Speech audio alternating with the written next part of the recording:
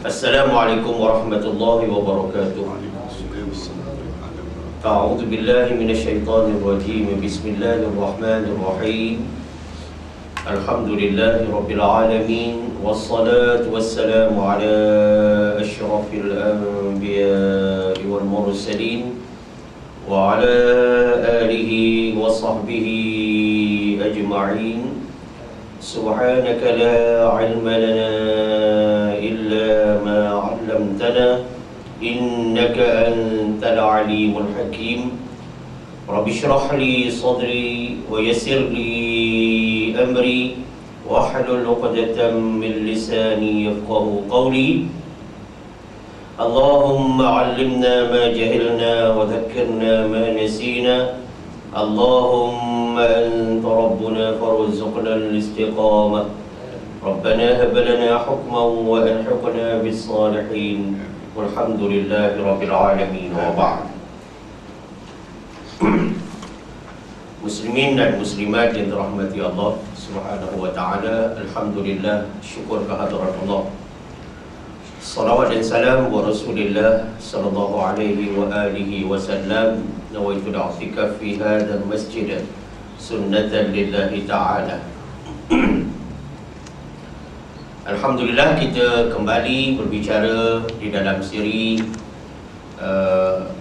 pemantapan ibadah salah, dan kita masih lagi dalam bicara bab rukun, dan di dalam kandungan rukun itu adalah permasalahan khusyuk. Ini sesuai daripada firman Allah Subhanahu wa taala di dalam surah Al-Mu'minun. A'udzu billahi minasyaitonir rajim. Bismillahirrahmanirrahim. Qad aflahal mu'minun alladzina hum fi salatihim khashi'un. Shadaqallahul azim. Yang mafhumnya sesungguhnya beruntunglah. Bila cakap untung rugi ni, makna beruntung sangat. Orang-orang mana? Orang-orang yang beriman. Orang-orang yang beriman ni siapa dia? Maka Allah terus jawab, alladzina hum fi salatihim khashi'un, iaitu orang-orang yang khusyuk di dalam sembahyang mereka. Jadi, saudara yang dirahmati Allah SWT, kita berada di siri yang ke-41, ya, dalam perbincangan permasalahan khusyuk. Kalau kita lihat khusyuk yang dapat kita fahami di antara ta'rifan yang diberikan, walaupun kita sudah mengetahuinya, khusyuk ni dia berbuat sesuatu ataupun melakukan ibadah dan lain-lain dengan penuh minat atau sepenuh hati atau dengan sungguh-sungguh. Minat, sepenuh hati, sungguh-sungguh. Ya, itu yang dikatakan khusyuk. Dan faktor khusyuk ni terlampau banyak, yang mana kita sedang bicara sumbangan kepada faktor khusyuk ni dari sudut yang kedua, pecahan besarnya, yakni faktor pakaian pada siri yang lalu, yang mana kriteria utama dalam faktor pakaian ni adalah pakaian itu boleh menutup aurah, ya, di mana boleh mengesahkan ibadah solat itu sendiri, menutup aurah. Aurad lain, itu kumpulan wirid dipanggil aurad. Kalau urat, yang timbul biru hijau tu lah, tu pun kalau orang tu putih.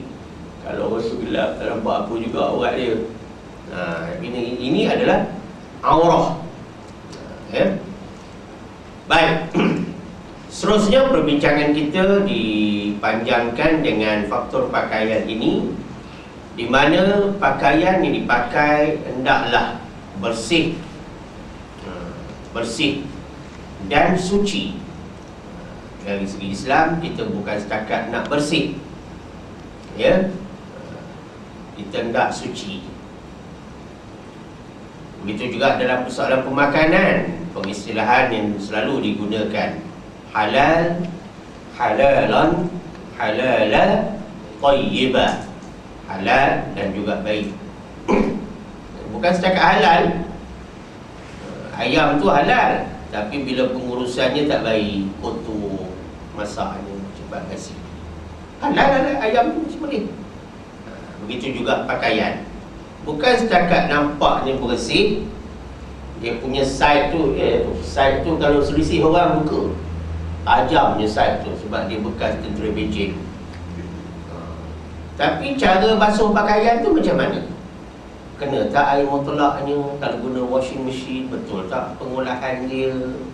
Campur dengan pakaian anak baru lepas balik padang, bergelumang dengan lumpur pula tempat anjing main pula kat padang, masuk dalam satu besin, masuk sekali dalam mesin basuh, lepas tu terus pakai ke pakaian semayang dengan pakaian mainan anak-anak di padang?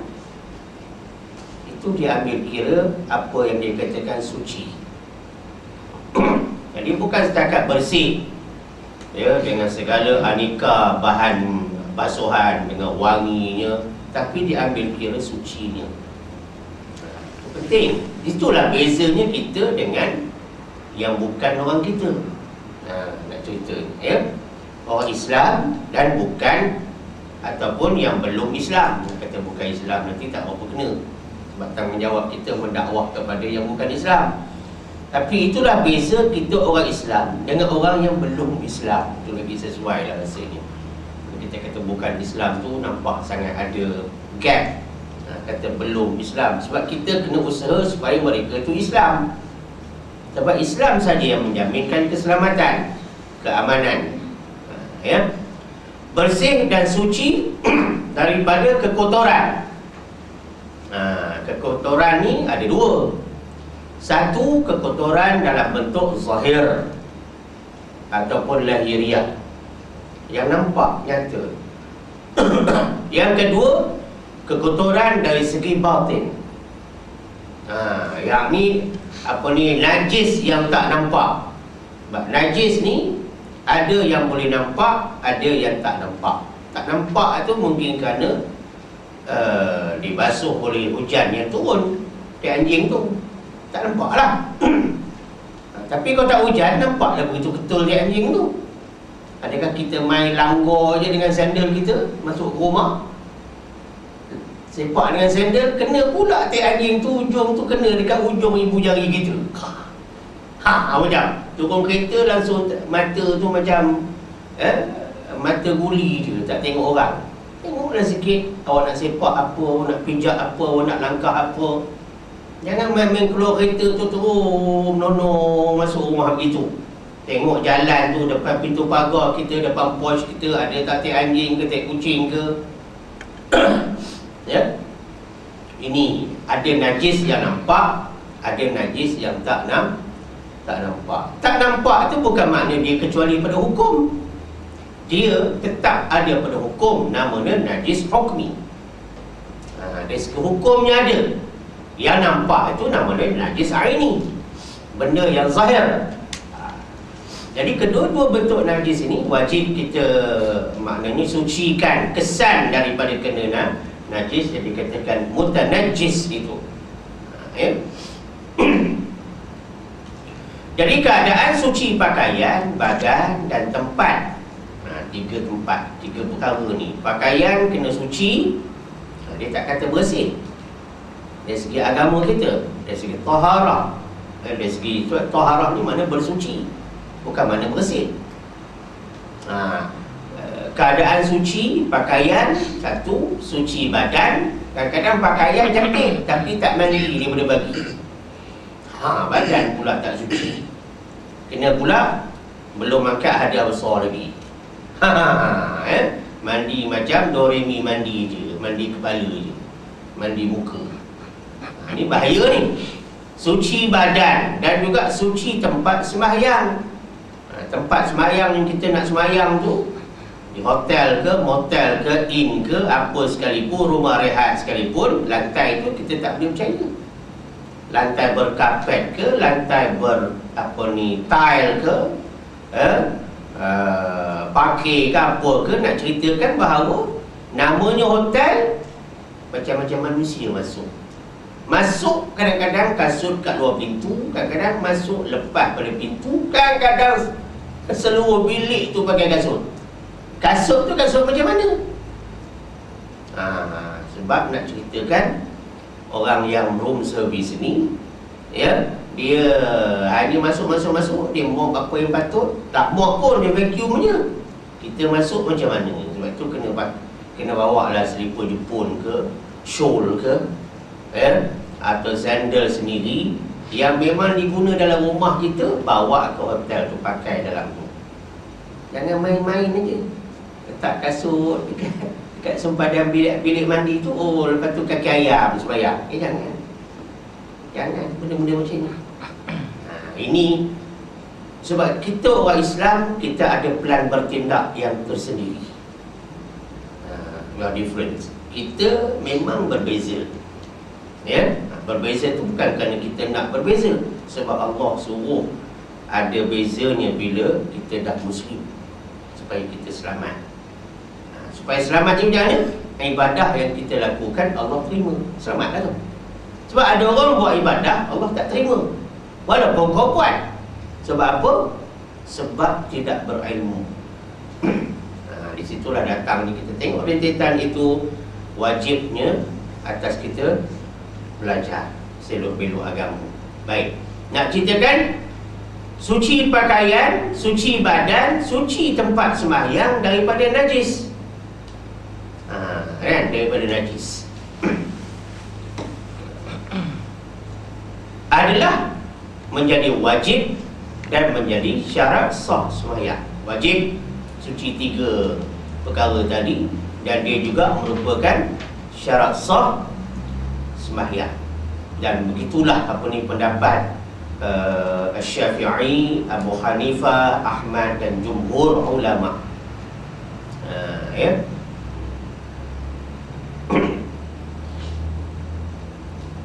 Kalau mengikut apa ni Tok Guru Imam Syafi'i, Imam Malik bin Anas bin Malik lain.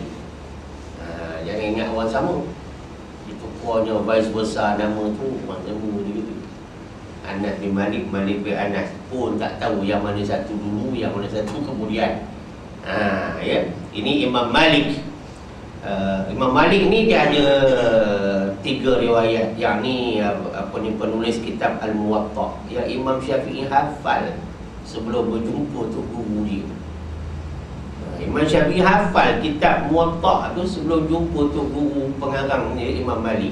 Kita jumpa Tok Guru kadang-kadang bukan hafal, bersepai, tak bersedia apa pun. Macam yakin je dia mengaji depan guru.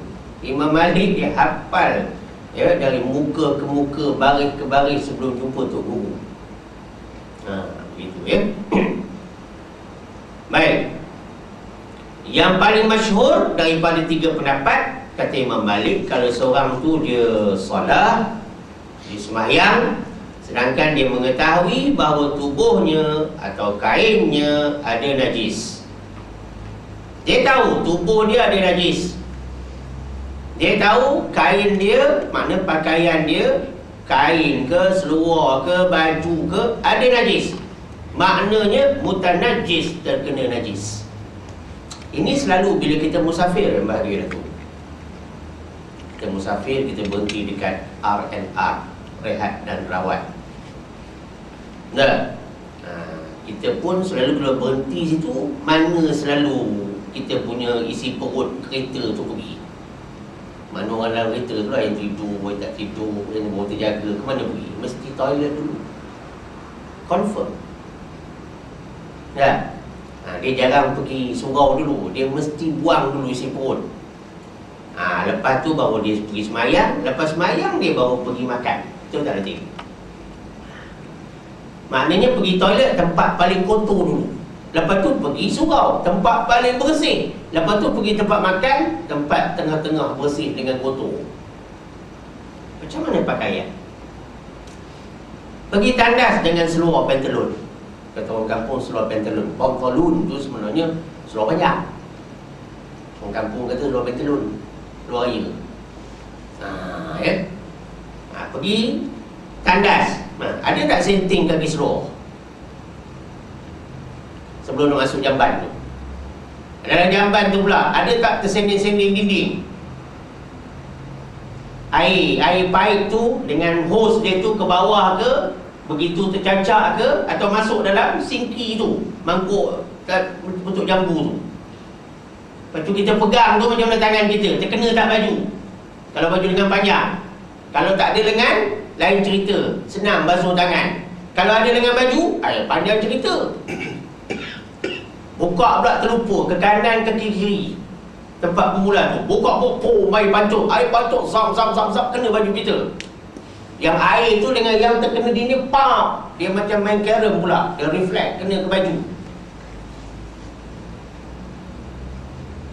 Macam mana? Buang air berdiri ke duduk? Tinggung ke? Tengok tanda bertinggung ke, tanda duduk. Tanda duduk tu pula macam mana? Ada tisu ke? Atau tempat pancut ni duduk dalam mangkuk tu, pusing je kat tepi, dia basuh sendiri. Atau macam mana? Atau tinggal batang paip aja, getah tak ada, buka, air tu kena dekat tile, merecik ke seluar kita. Kita tu dalam tanda tu, buang seluar tu pakai seluar atau londes baru. Minta maaf, ni bukan cerita kotor ni. Ini semua nak diajar. Pap, kena air, mutan najis.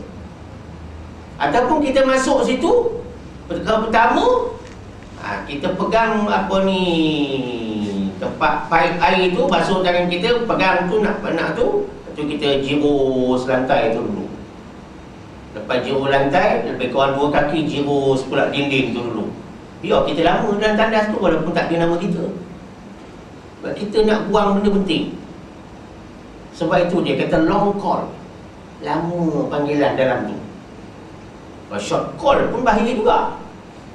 Nah, lepas tu barulah kita nak sidai kita punya seluar kat pintu ada penyangkut. Kalau ada penyangkut, kalau tak ada penyangkut, sidai dekat tu, tempat bekas air belakang tandas tu. Kau macam mana? Jangan. Atau main pegang je. Bayangkanlah gambaran dalam tandas tu macam mana rupanya. Bila saya cakap macam tu, tuan-tuan mesti mengimbau kenangan lalu. Macam mana ya? Kaki seluar pun tak senting. Tak, saya sebut benda ni, kita masih lagi betul seri 41 tajuk sembahyang. Tapi dia ada rentetan. Sebab kita kalau R&R, kita pergi tandas dulu. Lepas tu nak pergi surau takkan nak pergi tidur. Nak solat melibatkan syah. Sah tu melibatkan khusyuk. Tak kita dalam urusan pakaian. Seluar tu pakai pula macam mana? Kaki seluar kena lantai. Kaki seluar tu bila nak pakai, kena lantai. Kita tak pandai nak jengkit kaki kita. Semua nak diajar tu. Mana ada kursus tu? Nurse pun tak ada kursus ajar macam tu. Nak diajar tu kaki seluar tu, nak lipat tu baru pakai. Tengah-tengah jengkit-jengkit, baju pula kena dinding. Tengok dinding, dia kata man was here. Tijah, call me 01. Ada tijah pula suruh panggil dia. Nak cerita, kan banyak tulisan-tulisan dalam jamban begitu. Belum lagi kita tengok ada warna coklat pula, macam Van Houten pula dekat dinding tu. Apa pula binatang itu? Yang itulah kita tersendal kena. Macam jangan main-main. Kalau Ramasami tong sampah lain. Sebab dia belum Islam. Dia bukan Islam, dia belum Islam. Kita ni yang ada ben-benti. Macam mana? Lepas tu pergi ke surau nak sembahyang, adakah dengan seluar yang bermasalah, baju yang bermasalah? Kita nak pakai pula kain kat La ilaha illallah, la ilaha illallah, bau apa berdengung.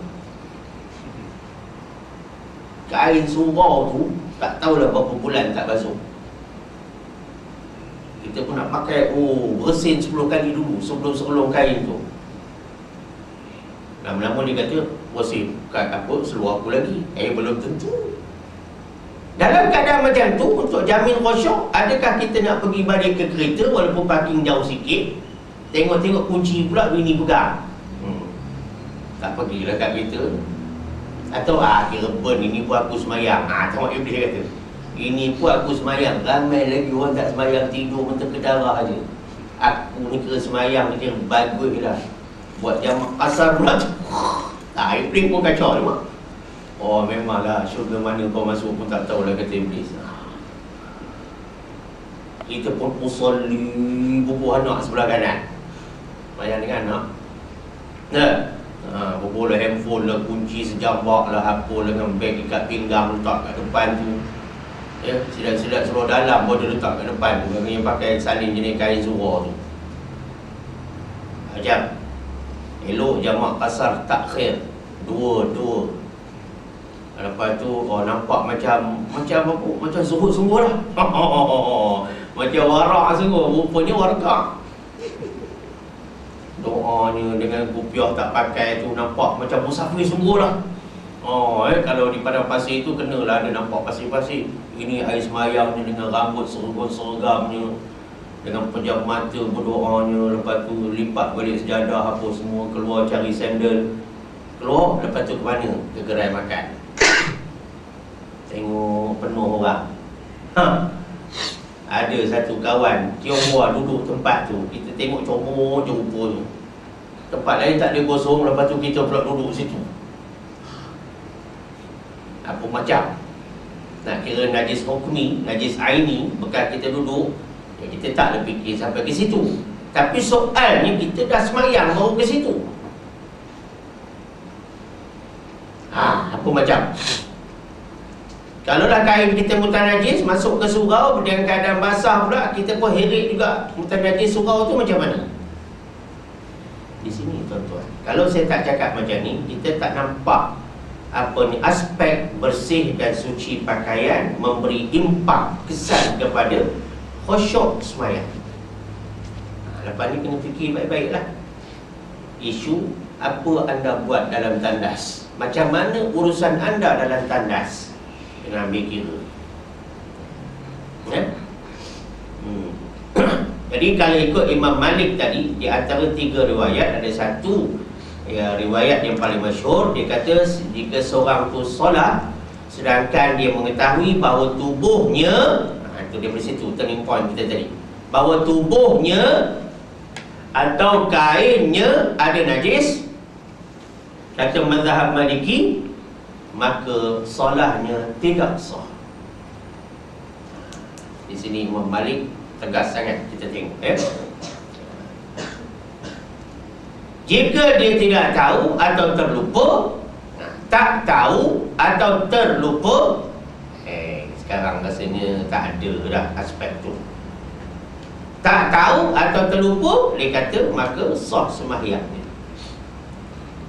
Begitu juga yang menyetujui pendapat ini adalah Imam Syafi'i pada qaul qadimnya, qaul awal dia.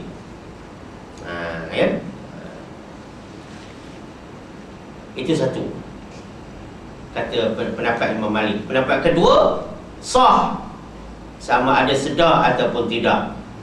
Sama ada badan apa ni, kena ni, dia kata sah. Dan pendapat ketiga kata terus batal semayang dia. Ini 3 pendapat Imam Malik dalam isu kalau dia tahu tubuh dia atau kain dia mutanajis, terkena najis. Itu pendapat Imam Malik ada 3. Jadi kita tengok dalam huraian pertama ni penekanan kepada konsep suci, suci pakaian, suci badan, suci tempat.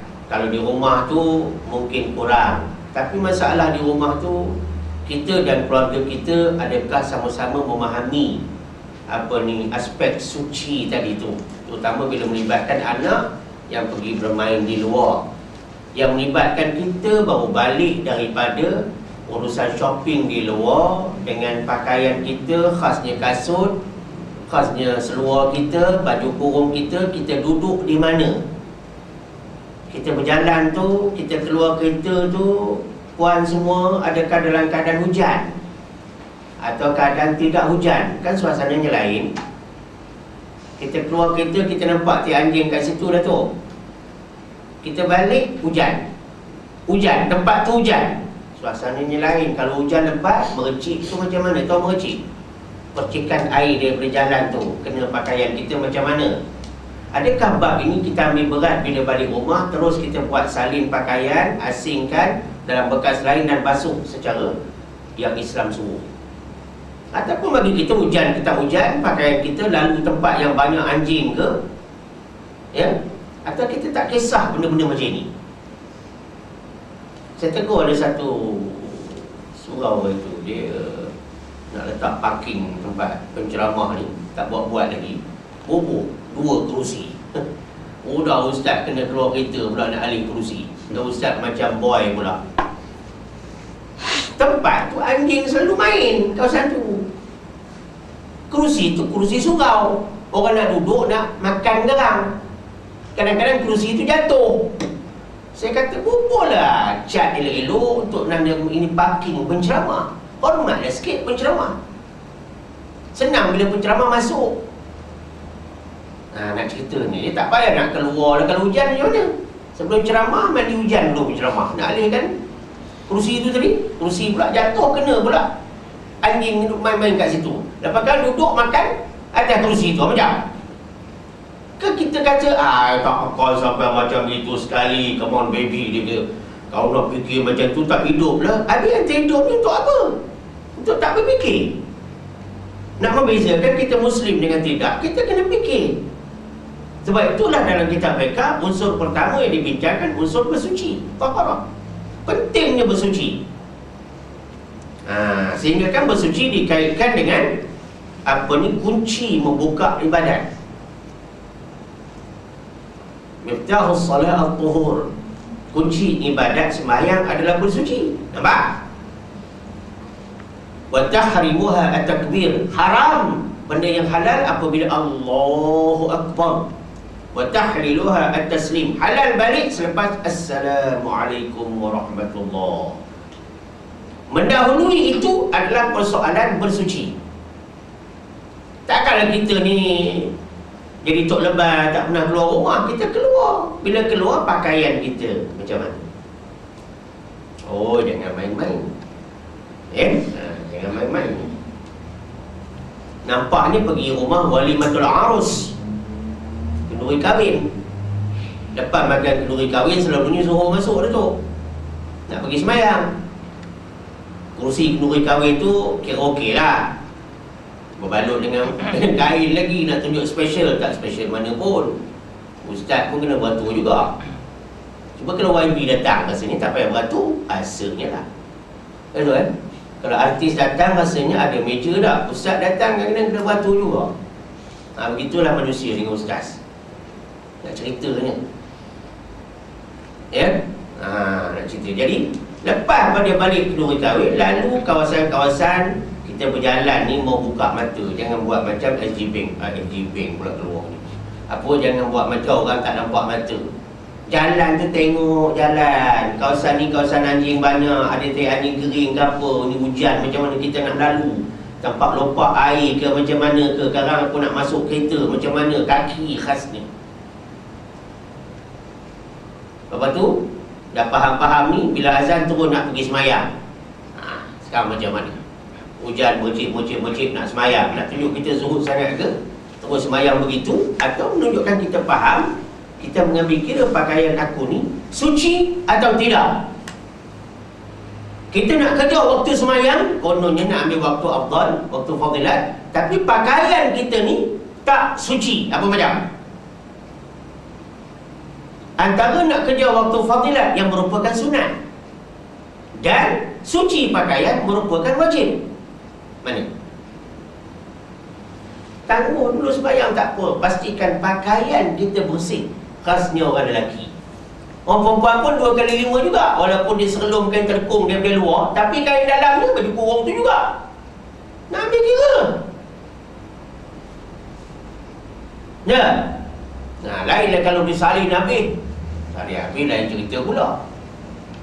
Yang salin habis ni lelaki dia selalunya. Dia londe seluar tu dia ambilkan belekat lain. Orang perempuan jarang salin habis. Bila tak salin habis, maaf bercakap. Ya. Macam mana status pakaian yang kita berlapis-lapis pakai dalam sembahyang? Ambil kira dari segi sucinya. Jangan main mudah. Jangan main mudah. Ya. Kadang-kadang orang perempuan ni daripada rumah lagi pakai kain telekung lah tu. Bagus nampaknya. Ya, nampak bagus malam-malam putih sampai orang takut. Hujan pula tu pakai kain telekung. Kain telekung colour labur. Lalu kawasan jalan kadang-kadang hirit tak disenting. Senting pula nampak betis yang ada duit siling 10 sen dekat 10 tempat. Tak pun. Dah ramai orang suka duduk kat pintu pagar. Tengok betis orang perempuan senting kain telekung. Nampaknya macam okey pakai kain telekung dari rumah. Ni aspek pakaian. Please mind my language or mind your language. Macam mana pakaian tu? Dalam hujan tu macam mana kita terus masuk ke surau? Kena fikir baik-baik. Jangan ingatnya nampak macam okey pakai kain telekung di rumah. Silap-silap tak okey. Bukan najis kain telekung tu. Tapi selamat orang yang salin kain telekungnya di surau atau di masjid berbanding dia pakai dari rumah. Sebab kalau dia betul-betul melalui jalan-jalan, jalan raya, kain tu kena jalan raya ataupun hujan merecik air dan sebagainya, kena ambil kira. Sebab sembahyang subuh tadi tak boleh ulang balik. Memang wajib ulang kalau tinggal, kalau lewat, kalau tertidur. Sembahyang semalam kita tak boleh panggil balik. Kualiti sembahyang semalam is kualiti sembahyang semalam. Kalau tak sah sembahyang semalam, kerana sembahyang kita dalam permusafiran, macam mana? Macam pernah terfikir sampai ke situ? Sedang nak memikirkan Ustaz. Kalau sedang, berapa kali dah buat? Berapa banyak R&R dah kita singgah? Tolong. Sebab itu tuan-tuan, kenapa aspek khusyuk ni saya bawa dalam perbincangan. Ya, kita jangan ingat semayang ni betul Fatihah. Ya, cerita rukun panjang, rukun pendek, pergerakan besar, pergerakan kecil, yang itu saja. Sebab mengarah ke semayang tu pun kena diambil kira. Baik, panjang perbincangan di situ. Ya. Seterusnya, itu yang kedua, aspek pakaian, iaitu bersih dan suci. Yang pertama apa dia? Menutup aurat. Yang ketiga, aspek pakaian. Tapi yang kedua tu cukup penting tuan-tuan. Cukup penting. Sebab yang kedua ni lah yang dinamakan aplikasi fiqh di dalam kehidupan. Kita belajar fiqh ni, dia punya level knowledge yang tertinggi, yang ni application. Apa benda knowledge ilmu pun dia akan berada di tahap yang tertinggi apabila dia sampai kepada aspek aplikasi, apply. Kalau fiqh di kitab saja, fiqh di surau saja, kita tak apply dalam kehidupan, kita tak ambil kisah kasut kita pijak tik anjing ke, kita punya seluar kena najis dalam tandas, kita tak kisah. Maknanya kita belum lagi orang belajar fiqh. Kita baik. Ya. Yang ketiga, pakaian itu berwarna putih. Di mana warna putih ini mudah dijaga kebersihannya. Putih ni senang jaga dia punya kebersihan. Apa maksudnya? Kalau kotor cepat nampak putih, kan? Kopiah kita ni pun kalau putih orang lelaki kan, senang je nak tahu, bukanlah kerana pemalas ni pemakai tu atau pemalas ni bininya. Sebab suami melambangkan isteri. Kalau pakaian suami seragam, tamisai suami itu tak ada kena-mena lah kerja isteri. Tapi kalau dalam pakaian dan seluar, tengoklah itu melambangkan isteri juga. Bubuyah warna putih sampai ke separuh jadi kuning. Apa bini buat kat rumah? Ke dia dengan pakaian dia je, dengan tudung Munawwarah, tudung Aryani dia saja, Ya, yang kopiah suami ni sampai berpeta-peta, peta section 13 pun ada. Dekat kopiah putih tu, ujung dengan belakang tu sampai hitam kopiah ni, menunjukkan lama tak basuh. Come on baby. Ya, an-nazafah minal iman, kebersihan sebahagian daripada iman. Kereta tak bersih tu ada maaf lagi lah, sibuk berbedak kereta tu, mesti hujan. Tapi jangan sampai orang tak bersih. Ya, datang ke surau hidung pun ada lagi dekat lubang hidung. Apa dia buat ni? Tengok cermin bukan main lagi. Cermin antik ada kat rumah, cermin tak antik, cermin paling murah, cermin kecil, cermin dalam handbag, cermin macam-macam. Setengah tu handphone boleh buat cermin, kan? Boleh dia punya ada kamera 2, boleh tengok pula. Tiba-tiba datang surau hidung dekat lubang hidung. Cerita Ustaz, apa ni Ustaz? Tak ada cerita. Mungkin tuan-tuan tak terfikir ayat-ayat tu. Tapi bila saya cakap, insya-Allah tuan-tuan mengiyakan dan senyum sinis. Tak ya juga. Ya. Kopiah Hasadan, kopiah siapa je, kopiah si Along pun dia pakai. Kadang bapak ni punya nak tunjuk intim dia dengan anak. Padahal bukan intim, pemalas. Tak tahu letak kat mana kopiah sendiri. Nah, butang baju Melayu pun atas warna lain, tengah warna lain, bawah warna lain. Itu mungkin ada maaf sebab memang dia colourful. Tapi kalau dua bawah warna lain, atas warna lain, itu maknanya ada tak kena. Apatah lagi saiz dan bentuknya tak sama. Orang akan reflect pada isteri. Apa bini ni buat? Adik sibuk mengira cincin dia je, sampai butang baju Melayu lelaki pun tak ambil kira. Tak salah, tapi orang tengok walaupun kita bukan public figure. Jadi pakaian putih ni mudah dijaga kebersihan dia. Oleh kerana itu ramai orang sekarang cuba pakai hitam pula, senang, tak nampak. Bukan orang yang pakai hitam tu menunjukkan pemalas, tidak, kopiahnya, kan? Tapi maknanya kena ambil kira jugalah. Ya, hitam pun boleh tahu tak basuh lama. Orang duduk dekat tengok debu, orang boleh tengok juga. Ya. Tambahan pula warna putih ini sunnah. Sunnah pakai warna putih ini, dan digalakkan oleh Rasulullah sallallahu alaihi wasallam memakainya.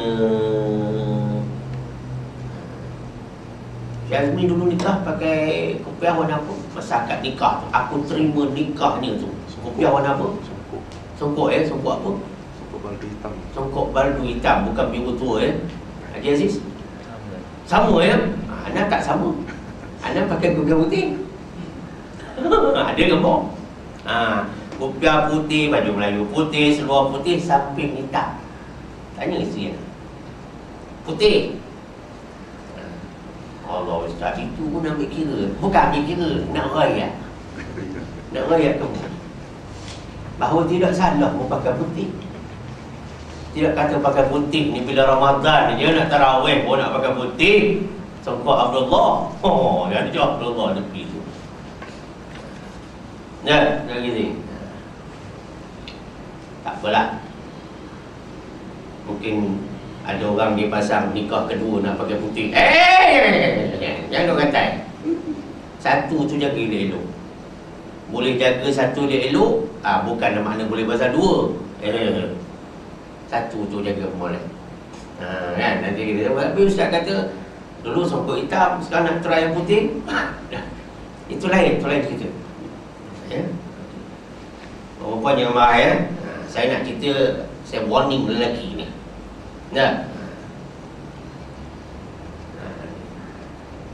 Digalakkan oleh Rasulullah sallallahu alaihi wasallam.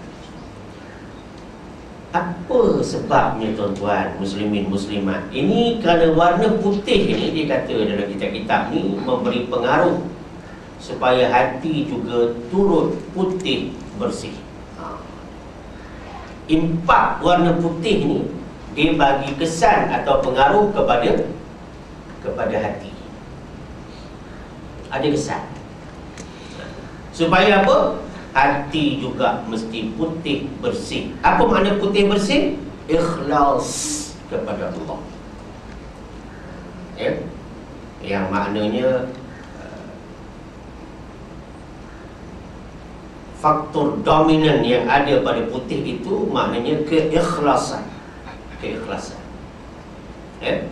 Kalau kita tengok satu hadis riwayat daripada Imam Ahmad, At-Tirmidzi, An-Nasa'i, Ibnu Majah dan Al-Hakim, yang diriwayatkan oleh perawi-perawi ini yang mafhumnya untuk jimat masa, di mana Samurah bin Jundal menyebutkan sabdaan Nabi sallallahu alaihi wasallam yang mafhumnya, pakailah kamu pakaian yang berwarna putih, kata Nabi sallallahu alaihi wasallam, kerana warna putih itu lebih suci, kata Nabi.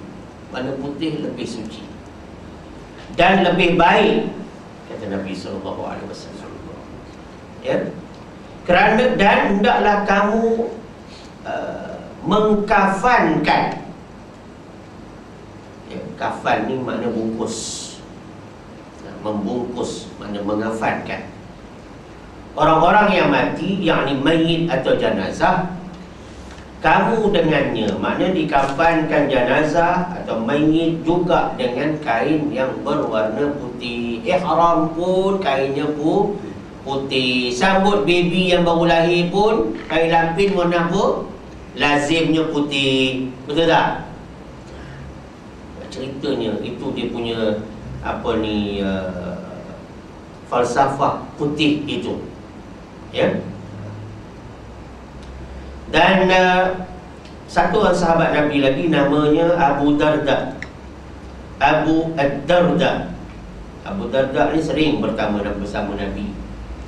Pernah Nabi bersabda sallallahu alaihi wasallam, ya Abu Darda arshidu akhakum. Nabi pernah cakap waktu tu bersama Abu Darda, ada seorang sahabat baca Quran tak betul, Nabi tegur melalui Abu Darda. Tengok psikologi Nabi. Ya Abu Darda arshidu akhakum, kata Nabi. Wahai Abu Darda, tegur bacaan saudara kamu yang salah dari itu. Tengok Nabi guna sahabat. Dan di antara orang yang menjadi perantara untuk menegur sahabat lain yang baca salah. Sebab itu kita kalau dengar orang baca salah, wajib kita tegur, tapi dengan hikmah dan mau'izah, dengan bijaksana dan dengan apa ni, ada aspek-aspek kaunseling nak tegur orang, psikologi. Ya. Jadi melalui Abi Darda ini menyebutkan sabdaan Nabi sallallahu alaihi wasallam. Kalau kita tengok, ini hadis daripada Ibnu Majah. Ya. Walaupun ada yang kata sanadnya dhaif, tapi dia tetap hadis. Dhaif pun tetap hadis. Yang tak boleh adalah maudhu', yang direka. Dhaif tetap hadis. Jangan duk petikai Imam Ghazali bawa hadis dhaif. Tetap hadis dalam Ihya. Ya. Di mana Rasulullah sallallahu alaihi wasallam bersabda yang mafhumnya, ya, sebagus-bagus, yakni warna pakaian yang kamu buat berziarah dalam konteks ini, Nabi kata untuk menghadap Allah Subhanahu Wa Taala. Di mana? Di dalam kubur-kubur kamu. Maknanya bila mati nanti, meninggal dunia nanti, warna pakaian yang paling bagus kamu nak hadap Allah ialah warna putih. Kain kafan lah. Di dalam kubur-kubur kamu. Dan pakaian yang bagus di masjid-masjid kamu ialah pakaian putih. Makna pergi semayang, ya, ataupun untuk aktiviti pengisian masjid dan surau, sebaik-baik pakaian adalah warna putih. Ya, kalau bolehlah. Tapi sekarang kalau orang kita Melayu ni, Datuk, belum terbayar, belum ditutup, tak ada baju lain ke dia? Pula pattern baju sama. Ada juga anak murid saya nakal-nakal lah yang kata, Ustaz, baju nampak sama je. Kau punya mata tu silap, saya kata. Baju sama, warna sama, tapi baju tak sama sebenarnya. Ustaz beli kain ni memang banyak, tapi ini memang pattern Ustaz Rosli Hamzat, sampai kumpulan nasyid pun tiru, belum. Masa tu saya dengan apa ni, yang berlakon Ali Setan tu? Tahu? Azmil Mustafa sekarang duduk di Syria. Dia ikut kuliah saya di Kuala Lumpur dulu. Masa tu dia bersama dengan Raihan, di antara orang penting. Masa tu pakaian-pakaian tak timbul lagi. Inilah pakaian dia sebenarnya. Ini memang bentuk asal. Lepas tu datang kumpulan nasyid macam-macam di beggar ni. Tapi tak apalah, tak payahlah nak claim, nak saman apa semua. Benda kecil lah, simple matter. Tapi nak ceritakan, bila pakaian tu warna sama, bukan mana baju tu sama, kain tu banyak. Jadi mana orang Melayu kita ni kan, kalau pakai putih semua, tu dia kata, tak ada baju lain, sama je tengok, tak basuh. Tak ada baju lain, boleh tahan lagi, kia dua tu, tak basuh baju dia. Itu yang tampar dia tu. Jadi maknanya tak payahlah lupa mulut boleh tengok pakaian orang tu. Yang pentingnya mungkin dia ada pakaian tu banyak helai, baju dia sama, pattern dia, colour dia serupa, itu saja. Tapi nak ceritakan, sebaik-baik pakaian warnanya adalah warna putih. Insya Allah. Ya. Baiklah. Saya rasa untuk siri yang ke-41 ni kita berhenti di pecahan nombor 3. Di bawah pecahan besar tajuk pakaian, faktor pakaian. Insya-Allah taala sihat tubuh badan, panjang umur, murah rezeki. Kita akan jumpa dalam siri yang ke-42 nanti, dan kita masih lagi berbincang aspek pakaian ni yang kadang-kadang kita tak fikir pun benda tu, ataupun kita rasa benda tu benda kecil, benda remeh. Sebenarnya dia menyumbang kepada khusyuk semayang, yang akhirnya menyumbang kepada, kata Imam Malik, sah ataupun tidak sahnya semayang seseorang itu. Dan itu juga pendapat qaul qadim Imam Asy-Syafi'i rahimahullahu ta'ala. Wallahu a'lam. Yang baik daripada Allah, silap kelemahan saya sendiri. Wabillahi taufiq wal hidayah. Wassalamualaikum warahmatullahi wabarakatuh. Bismillahirrahmanirrahim. Allahumma arhamna bil Qur'anil Karim waj'alhu lana imaman wa nuran wa hudan wa rahmah bi rahmatika ya arhamar rahimin. Walhamdulillahi rabbil alamin. Subhanallah wa bihamdihi, subhanaka Allahumma bihamdik, asyhadu an la ilaha illa ant, astaghfiruka wa atubu ilaik. Bismillahirrahmanirrahim. Wal 'asri innal insana lafi khusrin illa alladhina amanu wa 'amilus shalihat wa tawassaw bil haqqi wa tawassaw bis sabr. Shadaqallahul 'azim.